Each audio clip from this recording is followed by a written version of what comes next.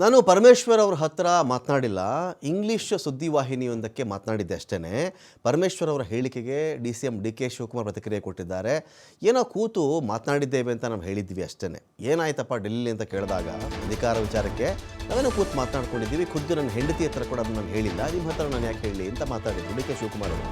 ನನ್ನ ವೈಫ್ಗೆ ಅದ್ರ ಬಗ್ಗೆ ನಾನೇನು ಮಾತಾಡಿಲ್ಲ ಅಂತ ಹೇಳಿದ್ಮೇಲೆ ನಿಮ್ಗೆ ಯಾಕೆ ನಾನು ಹೇಳಿ, ದೆಹಲಿಯಲ್ಲಿ ಅವತ್ತು ಏನು ಮಾತುಕತೆ ನಡೀತು ಅಂತ ನಿಮ್ಗೆ ಯಾಕೆ ಹೇಳಿ ಅಂತ ಅವ್ರು ಹೇಳಿದರು. CM ಸಿದ್ದರಾಮಯ್ಯ ಅವರು ಏನೂ ಇಲ್ಲ ಅಂತ ಹೇಳಿದ್ದಾರೆ. ಏನೂ ಇಲ್ಲ ಅಂತ ಹೇಳಿದ್ದಾರೆ. ಶತ್ರುಗಳು ರಾಜಕಾರಣದಲ್ಲಿ ಇರಲ್ವಾ, ಎಲ್ಲರೂ ಜೊತೆಗೂಡಿ ಕೆಲಸ ಮಾಡಿದ್ದೇವೆ, ಜೊತೆಗೂಡಿ ಪಕ್ಷವನ್ನು ಕಟ್ತೀವಿ ಅಂತ DK ಶಿವಕುಮಾರ್ ಅವರು ಮಾತಾಡಿದ್ದಾರೆ.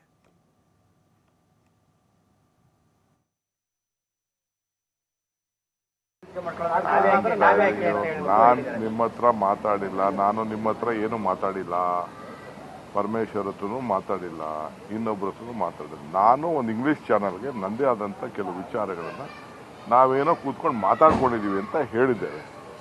ಏನು ಮಾತಾಡಿದ್ದೇವೆ ಅಂತ ಬಹಿರಂಗ ಹೇಳೋಕ್ಕಾಗ್ತದಾ? ಸೊ ನೆನ್ನೆ ನಮ್ಮ ಚೀಫ್ ಮಿನಿಸ್ಟರ್ ಹೇಳಿದ್ದಾರೆ, ನೋ ಡಿಸ್ಕಷನ್ ಅಂತ ಹೇಳಿದ್ದಾರೆ. ಆಯಿತು, ನೋ ಡಿಸ್ಕಷನ್ ಅಂತ ಒಪ್ಕೊಂಡಿದ್ದೇವೆ. ನನಗೆ ಯಾರ ಮೇಲೂ ಡಿಫ್ರೆನ್ಸ್ ಇಲ್ಲ. I don't have any enemies in politics. All are friends. Nothing is permanent.